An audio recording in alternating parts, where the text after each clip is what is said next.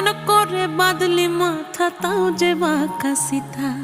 মেদিনীপুরে রায়না চিরন বাঁকুড়ার ওই ফিতা, আর যতন করে বাঁধলি মাথা তাও যে বাঁকা সিথা।